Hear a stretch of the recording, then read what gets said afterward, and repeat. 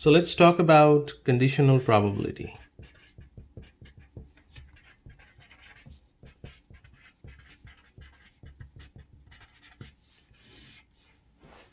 So in conditional probability, it's written as probability of A given B. So this is what it's called, A given B. This straight line here is the given, meaning that the information about the B is given to you. Considering it's given to you, we are trying to figure out what's the probability of A.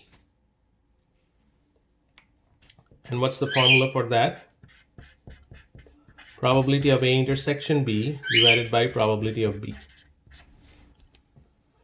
So if I know probability of A intersection B and we know the probability of B, take the ratio, you get the conditional probability of A given B. Now this is also can be written as this way. Probability of A intersection B is nothing but is equal to probability of A given B times probability of B. What we are doing here, we are multiplying probability of B on both sides to get this. Now, this is sometimes very useful. And this is the part that we can get from a tree diagram. So let's talk about one of the problems that we did earlier, the hand washing example.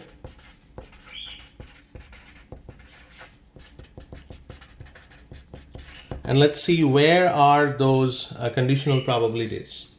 So the first group was the male female, and this is 0.48, 0.52, meaning that the person who is coming out from the restroom, 48% male, 52% female, and then wash their hands or not, yes or no, and that probability is 0.75. This is 0.25, and for the female it's a 0.85, 0.15, yes, no. Now you remember that we considered probability of male and say yes is equal to 0.48 times 0.75. Now this is actually the multiplication of two probabilities just like this one right here. So which one is what? 0.48 is the probability of being male. So that is the PB, that's the PM. And we are multiplying that by the probability of a conditional probability that given it's a male saying yes. So if someone is a male saying yes, that probability is 0.75. So in the tree diagram, the second branch, that probability is always a conditional probability. Similarly for all other calculations that we have done. There is one question here. What is the probability of saying yes? What would be the probability of saying yes? There should be two possibilities. Probability of M intersection Y plus probability of female and intersection Y.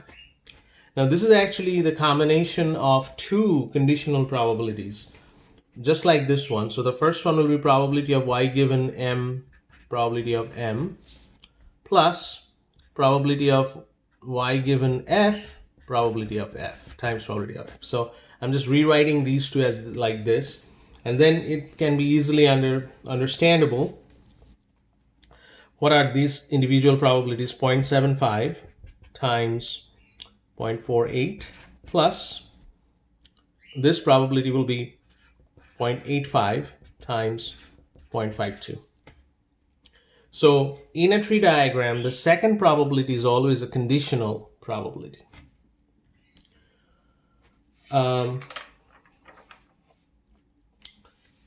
What else we need to know? Let's talk about contingency table. So what is a contingency table?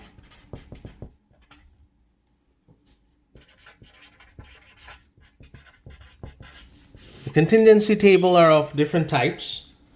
We will consider a 2 by 2, meaning 2 rows, 2 columns. The question I asked in your homework, it has, I think there are 2 rows and 3 columns. So it's not always a square. It can be of different number of rows and columns, but the structure will be the same as we discussed in your page 35 in your book. For a different context of a problem, we have malaria, no malaria, and a control group and egg removal group. And we have row total, column total, and a grand total. So we are familiar with this table before. I'm just writing the individual frequencies here: 7, 15, 28, and 15. This will be 35, this is 30, this will be 65, this will be 22, this will be 43. So that's the complete 2 by 2 table. What are the questions that I can ask you? For example, what is the probability that if I choose a bird, she will have malaria? Then what is the total number of malaria? 22 over the total number here, 65. That will be the probability. What will be the probability that the bird will have no malaria, and, so this sign is for and it'll be from egg removal group, from ER. So NMER, the common number is 15, so it'll be 15 divided by 65. What would be the case if it's a malaria and or? So this is and this is or. So malaria or control group. Now you have to use the formula. P of M plus P of C minus P of M intersection C. So this is the formula that I described in the previous video. What is P of M? 22 over 65. What is P of C? This is the C column. So this number, 35 over 65. And what is the intersection of M and C? 7. This number right here. So 7 over 65. So if I do the math here, 35, it's 57, minus 7, 50 over 65. So that would be the probability of M or C, union. And this is an intersection, which is AND. Now let's talk about how to calculate the conditional from here. So I'm just keeping this table here, right here, because what is the conditional probability that we want to calculate? Say, for example, we want to calculate what is the conditional probability NM, no malaria, given C. Meaning that we already know that given C, what would be the probability of no malaria. So what is the formula there? NM intersection C divided by probability of C. What is NM intersection C? NM and intersection C, that number will be 28. So 28 over 65. And what is the probability of C? 35 over 65. So 65 will cancel out. The probability is 28 over 35. Other questions can be answered here. For example, is M and ER are independent? Remember, how do we do that? We have to calculate the left-hand side and equate with the right-hand side of these two probabilities. So probability of M and ER, if that is equal to probability of M times probability ER, then they're independent. So what is M and ER? So M and ER here is 15. So 15 is the value divided by the total here is 65. So 65. And this is this part. What about this part here? P of M, that'll be 22 over 65. And this number is 30 over 65. Now if I calculate this in the calculator and also calculate this in the calculator, if these two are same, then it's independent. I believe it's not equal to, but you can calculate in your calculator. You get a decimal value here, you get a decimal value here. If these two are same, then this is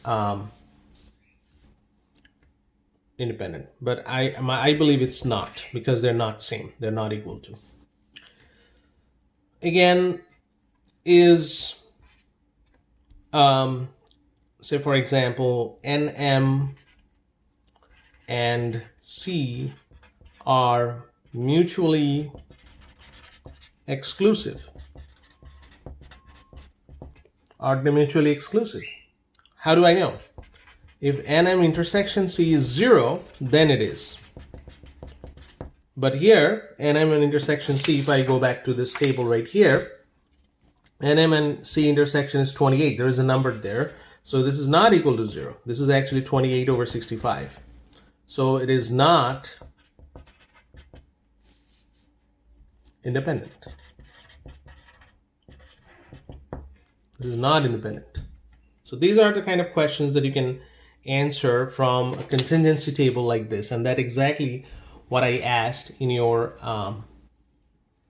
homework number 3. So you should be able to do all the problems in homework. One is contingency table type problem. Another is those problems regarding conditional probability using a tree diagram. All right.